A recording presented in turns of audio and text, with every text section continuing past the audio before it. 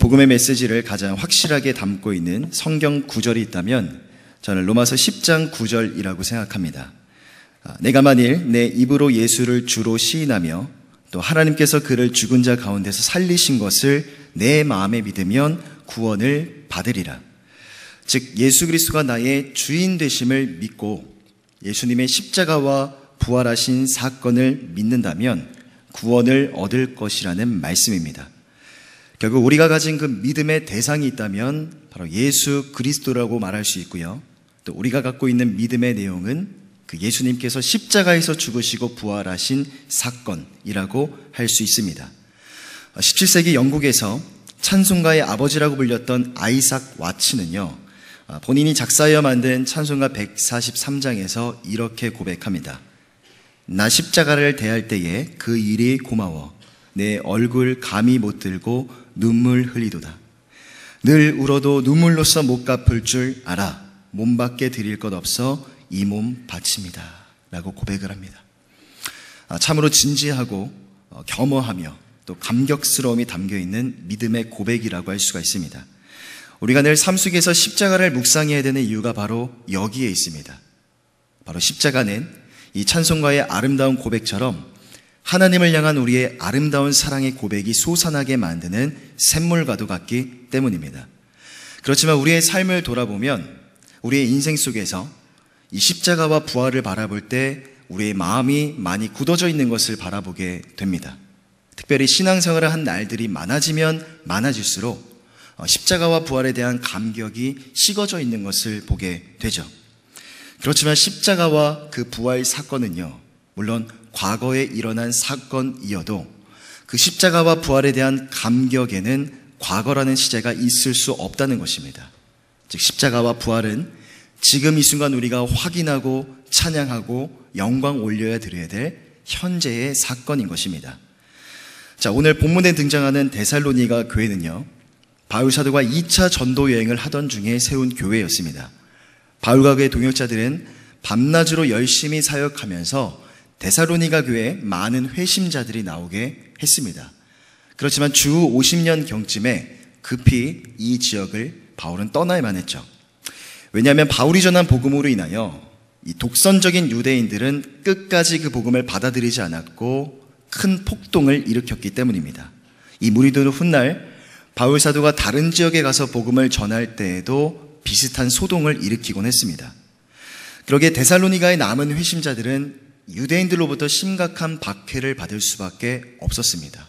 그렇기 때문에 바울은 하나님의 신실한 일꾼이었던 디모데를 그 지역 가운데 보내서 이 데살로니가 교회 성도들이 어떻게 지내고 있는지 그 근황을 파악하고자 했던 것입니다.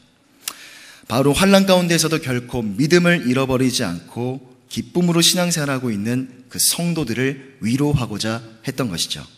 주 안에 사랑하는 성도 여러분들, 오늘 우리가 함께 읽은 데살로니가전서 1장 말씀은요, 바로 성도들을 향한 바울 사도의 위로와 권면의 메시지들로 가득 차 있습니다. 이 말씀이 오늘 우리에게 주시는 주님의 음성으로 듣는 은혜가 있으시기를 바랍니다. 또한 바울 사도가 전한 그 복음의 메시지를 통해서 데살로니가 교회 성도들에게 주어진 이 구원에 담겨져 있는 놀라운 하나님의 섭리가 무엇인지 그 은혜를 함께 나눠보고자 합니다. 자, 첫째로 구원에 담긴 하나님의 놀라운 섭리는요, 바로 전적인 하나님의 사랑으로 택함을 받은 것입니다. 바울은 오늘 본장 2절에서 하나님께 감사하며 기도할 때 너희를 기억함은이라고 말합니다. 바울은 데살로니가 교회 성도들을 기억하면서 하나님께 날마다 감사의 기도를 올려드렸던 것이죠. 그 감사의 기도, 그 내용이 무엇인고 하니 3절 말씀을 보니까 너희의 믿음의 역사와 사랑의 수고와 또 우리 주 예수 그리스도에 대한 소망의 인내라고 말을 합니다. 자, 성도들이 복음을 받아들인 지는 그리 오래되지는 않았지만 이들 안에 믿음으로 모든 일들을 행하고 또 사랑으로 양보하고 수고하고 헌신하며 그렇게 살아가는 모습들, 또 예수 그리스도를 바라보며 소망하는 그런 삶의 모습들이 나타나게 되었던 것이죠. 바울의 표현에 의하면 2절과 3절에 반복해서 등장하는 말이 있습니다. 너희를 기억함은, 또 끊임없이 기억함이니라고 말하죠. 여기서 기억하다라는 말을 원어로 보면 마음의 색이다라고 해석할 수가 있습니다.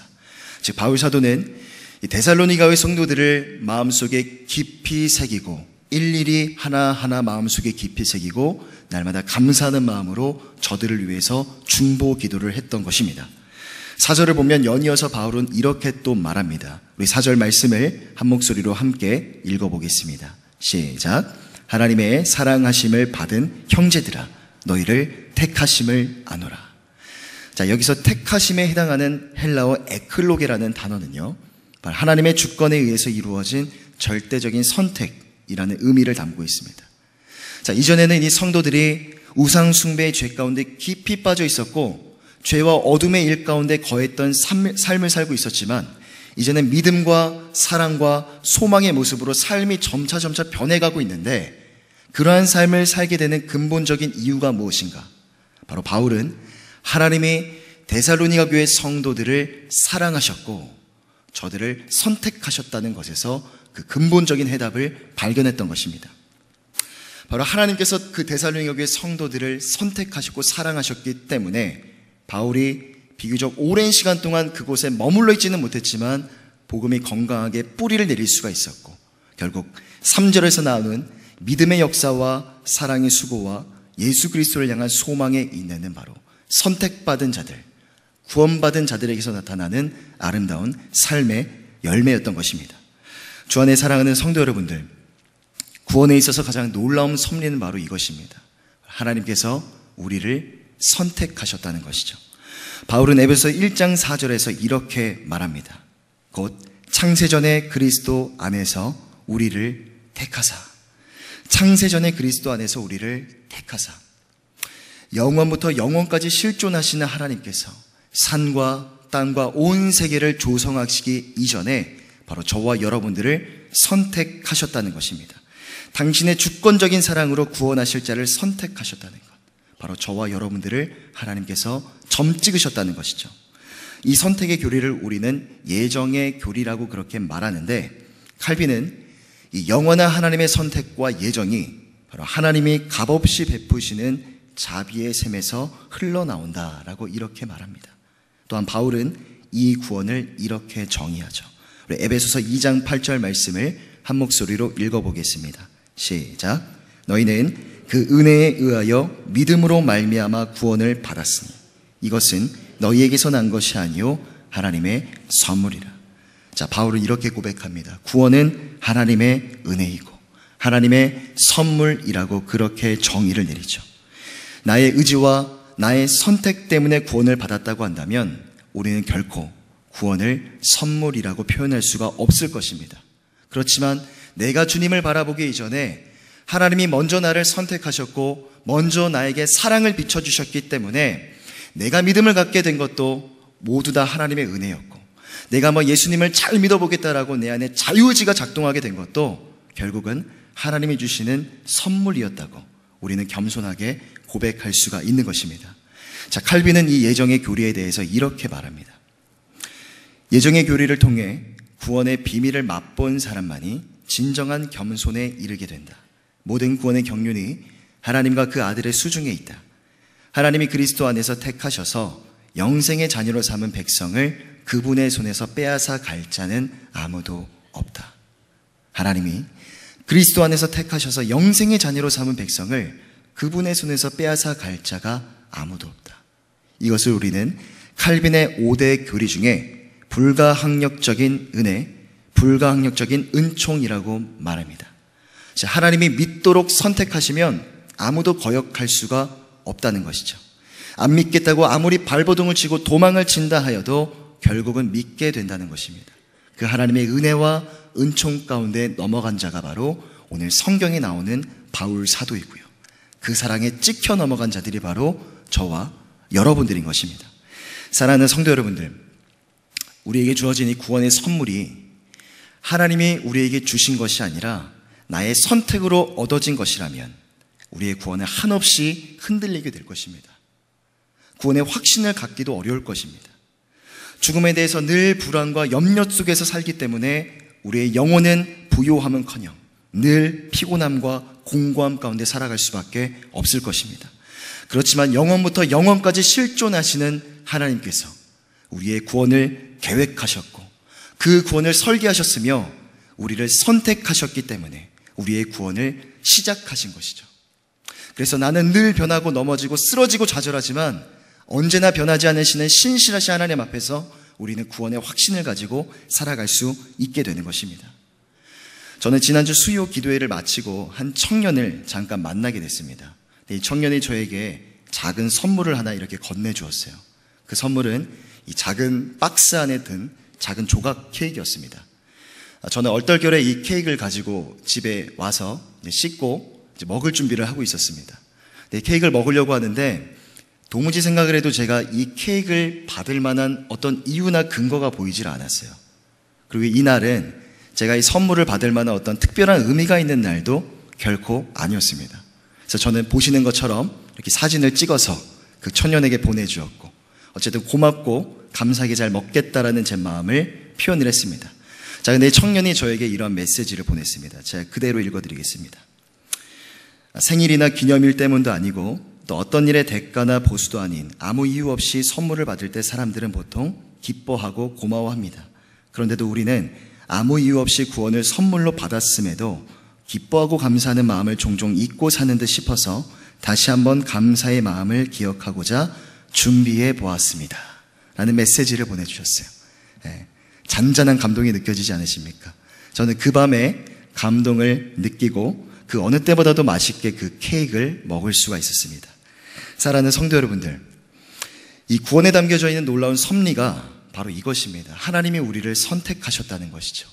내가 주님의 이름을 부르기 이전에 주님이 내 이름을 먼저 불러주셨고 내가 주님을 바라보기 이전에 주님이 먼저 나를 바라봐 주셨다는 것입니다. 이 구원의 놀라운 은혜와 선물, 그 비밀을 우리 가운데 허락해 주신 이유가 무엇일까요? 바울 사도는 에베소서 1장 6절에서 한 번 더 이렇게 고백합니다. 이는 그가 사랑하시는 자 안에서 우리에게 거저 주시는 바 그의 은혜의 영광을 찬송하게 하려는 것이라. 하나님께서 우리를 사랑하셨고 우리를 선택하신 이유, 바로 거룩하고 흠이 없게 하려는 것이지만 그보다 더 근본적인 이유가 있다면 하나님의 그 은혜의 영광을 찬송하고 찬미하며 살아가게 하는 것이라고 성경은 말씀하고 있습니다. 설교의 왕자라고 불렸던 스펄전 목사님은 언젠가 자신의 서재에 들어가서 흐느끼면서 눈물을 흘리고 있었다고 합니다. 자, 그때 부인이 서재에 들어가서 목사님께 왜 울고 있느냐고, 이 밤에 왜 혼자 울고 있느냐고 물었겠죠. 그때 목사님이 자신의 부인에게 이렇게 말씀하셨다고 합니다. 여보, 십자가를 생각해도 더 이상 눈물이 나질 않아요. 십자가를 생각할 때마다 더 이상 눈물이 나질 않아요.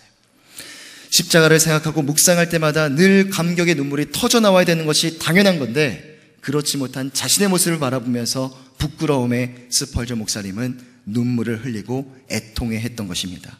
주 안에 사랑하는 성도 여러분들, 우리를 구원하신 그 놀라운 은혜와 비밀과 그 사랑 가운데에서 날마다 그 은혜의 영광을 찬송하고 송축하는 삶을 사시기를 주님의 이름으로 간절히 부탁드립니다. 우리의 삶이 그 하나님의 은혜 앞에 늘 머물러 있다는 증거가 있어요. 그것은 바로 우리의 두 눈에서 흐르는 눈물일 것입니다. 십자가를 생각하실 때마다 계속해서 우시기를 바랍니다. 또 십자가를 바라볼 때마다 울지 못하는 내 모습을 바라보시면서 또 우시기를 바랍니다. 그 감동과 그 애통함이 내면에 살아있는 사람이야말로 진정으로 주님의 은혜와 사랑을 아는 사람일 것입니다. 두 번째로, 구원에 담긴 놀라운 하나님의 섭리는요, 바로 성령의 기쁨 안에 살 수 있다는 것입니다. 우리 데살로니가전서 1장 5절 말씀을요, 한 목소리로 한 번 더 읽어보겠습니다. 시작. 이는 우리 복음이 너희에게 말로만 이른 것이 아니라 또한 능력과 성령과 큰 확신으로 된 것입니다. 자, 바울이 전한 복음은요, 음성을 따라서 소리로만 전달되는 말에 불과한 것이 아니라 바로 성령의 능력을 동반한 강력한 하나님의 말씀의 선포였던 것입니다. 고린도전서 2장 4절에서도 바울은 이렇게 말하죠. 내 말과 내 전도함이 설득력 있는 지혜의 말로 하지 아니하고 다만 성령의 나타나심과 능력으로 하여 라고 말합니다. 즉, 어떤 사람이 복음을 듣고 믿음이 생기게 되는 그런 모든 과정 속에서는 말씀도 중요합니다. 그런데 말씀을 듣는 것만으로 충분한 것이 아니라 바로 성령의 나타나심과 성령의 능력이 있어야 가능하다는 것을 말해주고 있는 것이죠. 다시 말해서 바울 사도가 데살로니가 교회 성도들의 이야기, 그 선한 모습들을 목격을 했는데 그들 안에 나타난 믿음의 역사와 사랑의 수고와 예수 그리스도를 향한 그 소망의 인내의 그 아름다운 모습들은 바로 성령의 능력과 성령의 나타나심이 있었기 때문에 가능한 삶의 결과물들이었다는 것을, 삶의 열매였다는 것을 바울은 강조하고 있는 것입니다.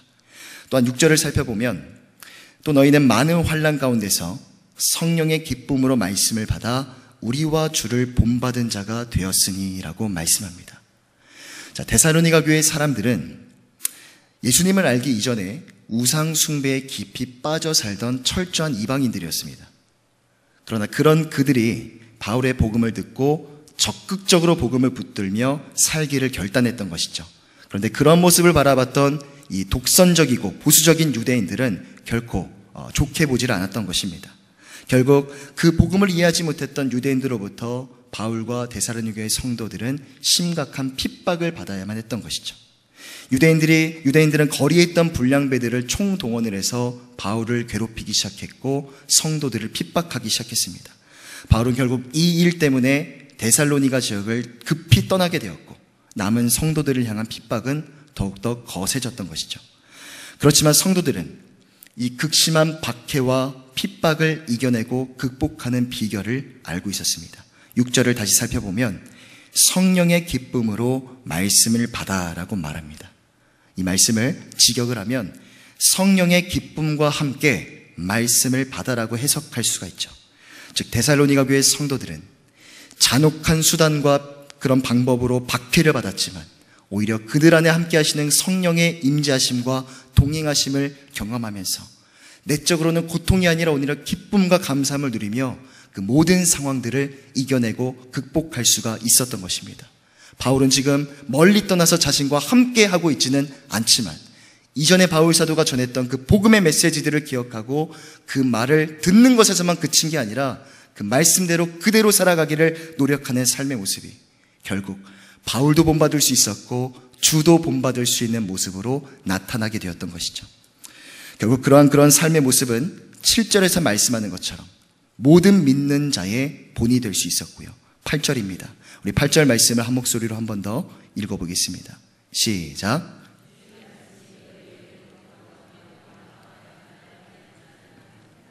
향하는 너희 믿음의 소문이 각처에 퍼졌으므로 우리는 아무 말도 할 것이 없노라.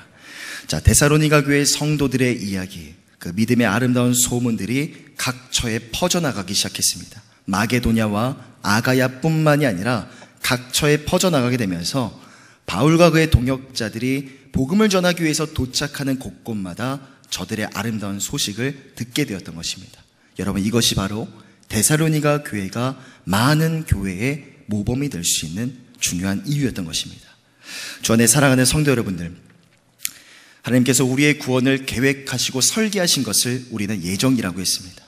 그리고 그 하나님의 놀라운 원대한 그 구원의 계획을 십자가 위에서 성취하신 이가 바로 예수 그리스도시죠. 예수님께서 우리의 구원을 위한 모든 값을 지불하신 사건을 우리는 구속의 은혜, 대속의 은혜라고 그렇게 말합니다. 그렇게 십자가에서 죽으시고 부활하신 예수님은 지금 하나님의 보좌 우편에 계시고요.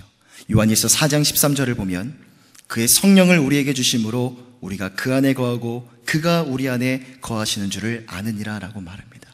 이제는 성령으로 우리와 함께 하셔서 성도를 인치셨고 영원히 함께 하사 영원한 하나님의 깊은 인재와 만남과 그 관계 가운데로 나아가게 되는 것입니다.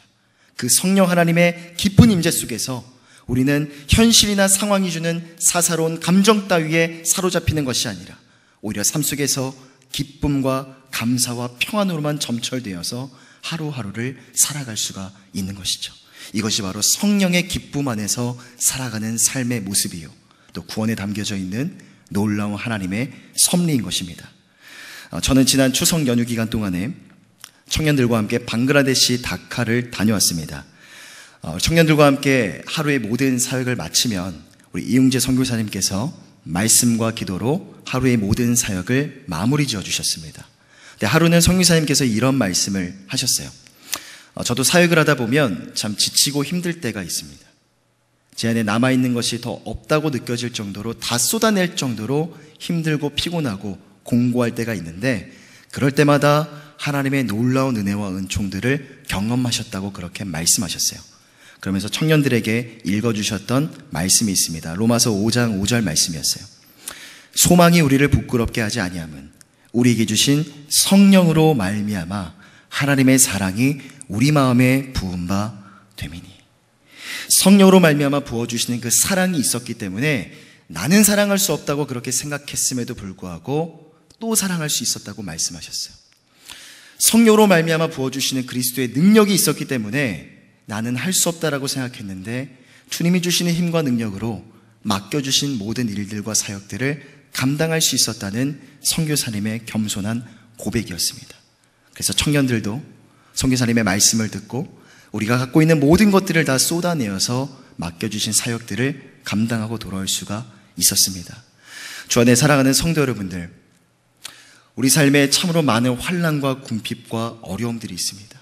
여러분 가정 가운데, 직장과 일터 가운데에서, 우리 청년들의 경우 학교와 캠퍼스 가운데에서 많은 어려움들이 있죠. 바울 사도가 고백하는 것처럼 자지 못함과 수고로움과 먹지 못함으로 인하여 우리의 삶이 지치고 피곤하고 공고할 때도 많이 있을 것입니다. 그러나 그러한 환난과 궁핍과 어려움 속에서도 우리 내면의 기쁨과 감사를 잃어버리지 않을 수 있는 분명한 비결이 있죠. 그것은 바로 우리에게 주어진 성령으로 말미암아 부어지는 그리스도의 능력인 줄 믿습니다. 바울은 에베소 3장 16절에서 이렇게 말합니다. 그의 영광의 풍성함을 따라 그의 성령으로 말미암아 너희 속사람의 능력으로 강건하게 하시오며. 바울은 에베소 교회 성도들을 위해서 간절한 마음으로 기도합니다. 하나님의 영광의 풍성함으로 인하여서 우리에게 구원의 선물이 주어졌는데 이제는 그 구원의 선물을 받은 거에만 멈추는 것이 아니라 그 능력으로 말미암아 속사람의 능력이 강건하게 되기를 간절히 기도했던 것입니다. 속사람의 복음의 능력이 임하여서 우리의 마음과 생각이 단단해지고 어떠한 상황과 환경 속에서도 우리의 믿음과 신앙을 잃어버리는 것이 아니라 믿음과 신앙의 진보와 성장을 경험하는, 삶 속에서 승리를 경험하는 그 기쁨을 아는 삶을 위해서 간절히 기도했던 것입니다. 그러기에 사랑하는 성도 여러분들, 바울 사도의 고백처럼, 에베소 교회 성도를 향한 바울 사도의 간절한 기도의 말들처럼 우리 안에 역사하시는 성령의 능력으로 말미암아 우리 속사람의 능력이 더욱더 강건케 되어짐을 경험하는 저와 여러분들 되시기를 간절히 부탁드립니다. 성령의 능력으로 말미암아 아무도 흔들 수 없는 나의 구원, 흔들리지 않는 그 구원의 확신을 가지고 이 구원에 담겨져 있는 비밀과 은혜와 축복들을 만끽하시기를 바랍니다. 그 성령의 깊은 인재 가운데 거할 때에, 그 비결을 알 때에 우리는 오늘 데살로니가 교회 성도들의 모습처럼 어떠한 환난과 궁핍과 어려움 가운데 있을 때에도 기쁨과 감사를 잃어버리지 않을 수 있는 것입니다. 이것이 바로 속사람의 능력이 강건케 되는 삶의 모습이고요. 이것이 많은 사람들에게 본이 되는 나의 삶이요, 나의 아름다운 간증인 것입니다. 뿐만 아니라 성령으로 말미암아 로마서 5장 5절의 말씀처럼 그리스도의 사랑이 우리 안에 충만하게 부어짐을 경험하시기를 바랍니다. 우리는 사도행전 2장의 말씀을 통해서 성령의 사람이라면 과연 어떠한 삶을 살아야 될 것인지 중요한 교훈을 얻게 되죠. 사도행전 2장 42절입니다. 그들이 사도의 가르침을 받아 서로 교제하고 떡을 떼며 오로지 기도하기를 힘쓰니라 라고 말합니다. 자, 오순절 베드로의 설교 이후에 무려 3,000명의 사람들이 회개하고 회심하는 역사가 있었습니다. 이 42절의 말씀은 이 사건이 있고 난 뒤에 삶의 모습인 것입니다. 그러기에 그들이 체험한 성령의 체험은요, 어떤 눈에 보이는 표적이나 기적과 이적이 아니었습니다. 그것은 바로 삶 속에서 나타나는 것, 말씀으로 가르침 받기를 간구하고 또 서로 교제하고 떡을 떼며 기도에 힘쓰는 아름다운 삶의 모습으로 나타나고 증명되었던 것입니다. 그렇기 때문에 성령의 사람은요, 반드시 내가 가지고 있는 떡을 다른 사람들에게 떼어줄 수 있는 사람이어야 합니다. 왜냐하면 우리에게 구원의 선물이 주어지는 순간 바로 예수님의 그 생명의 떡과 생명의 피도 우리에게 주어졌기 때문입니다. 그러기에 우리는 떼어줘야 되고요, 나눠줘야 되는 것입니다. 이 청명한 가을, 우리에게 주신 성령으로 말미암아 부어주시는 그리스도의 사랑을 충만하게 경험하시기를 바랍니다. 그래서 구원의 선물, 우리 모두에게 주어진 그 구원의 선물을 받은 데에서만 만족하는 것이 아니라 내가 가진 떡을 떼어줄 수 있는, 내가 가진 복음과 사랑을 나누어 줄 수 있는 그런 섬김과 나눔의 기쁨을 만끽하며 진정한 성령의 충만함을 증명하는 아름다운 가을이 되시기를 간절히 소망합니다. 말씀을 정리하겠습니다. 오늘 우리는 데살로니가 교회 성도들을 향한 바울 사도의 따뜻한 위로와 격려의 메시지들을 함께 살펴봤습니다. 중요한 건요, 바로 바울 사도가 성도들을 위해서 쉬지 않고 기억하면서 저들을 위해서 늘 기도했다는 것이죠. 이것은 오늘날 아름다운 중보 기도의 모형일 뿐만이 아니라 나를 위한 기도와 간구를 위해서 사는 것이 아니라 다른 사람을 위한 삶을 살아갈 때에 삶 속에서 경험하게 되는 아름다운 가치 두 가지를 우리가 발견할 수가 있는 것이죠. 그것은 바로 기쁨과 감사인 것입니다. 바울 사도는 그 기쁨과 감사를 가지고 마지막 10절에서 이렇게 고백합니다. 우리 마지막으로 데살로니가전서 1장 10절 말씀을요, 한 목소리로 한번 읽어보겠습니다. 시작.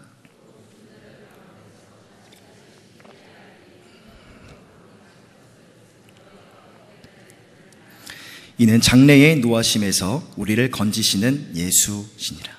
바울 사도는요, 다시 오실 예수 그리스도를 간절히 기다리고 소망하는 성도들의 믿음과 신앙을 칭찬하면서 1장의 문을 닫고 있는 것입니다. 오늘 우리는 구원에 담겨져 있는 놀라운 섭리 두 가지를 함께 살펴봤습니다. 그것은 바로 전적인 하나님의 사랑으로 우리 모두가 선택을 받았다는 것, 또 그러기에 성령의 기쁨으로 하루하루를 살아갈 수가 있다는 것이죠. 이러한 삶은 반드시 곧 다시 오실 예수 그리스도를 간절히 기다리고 소망하는 삶으로 연결되어야 될 줄 믿습니다. 왜냐하면 예수 그리스도를 기다리는 그 재림에 대한 소망이야말로 이 땅의 모든 어려움을 극복할 수 있는 원동력이 되고 우리의 삶의 질을 높여줄 수 있는 중요한 척도가 되기 때문입니다. 예수님이 다시 오신다는 약속은 성경에 남아있는 마지막 예언입니다. 그리고 성도가 기다리는 마지막 소망이기도 합니다. 그 소망이 오늘 내가 이 땅을 사랑하는 분명한 동기가 되고요, 또 끝까지 믿음을 부여잡고 이 땅 가운데 살아가야 될 분명한 이유일 것입니다. 기도하겠습니다. 존귀하신 하나님 아버지, 영원전에도 계셨고 지금도 계시며 영원까지 실존하신 하나님을 찬양합니다. 오늘 말씀을 통해서 구원하심에 담겨있는 놀라운 섭리를 믿음의 눈으로 바라봤습니다. 오직 하나님이 기쁘신 뜻과 사랑하심으로 택하신 자를 불러 당신의 사랑하는 자녀와 백성으로 삼아주신 하나님, 그 하나님 앞에 날마다 찬양과 감사와 송축의 삶을 살아가게 하여 주시고 지금도 우리 안에 함께 하시는 성령 안에서 하나님의 깊은 임재와 능력을 경험하게 하여 주시옵소서. 다시 오실 예수 그리스도를 간절히 기다리고 소망합니다. 성도의 가장 강력한 소망이요, 또 성경에 남아있는 마지막 예언의 말씀인 예수님의 다시 오심을 기다리며 천국의 소망을 품고 살아가는 서울홍성교회 모든 성도들 되게 하여 주시옵소서. 진실하신 예수 그리스도의 이름으로 간절히 기도드립니다. 아멘.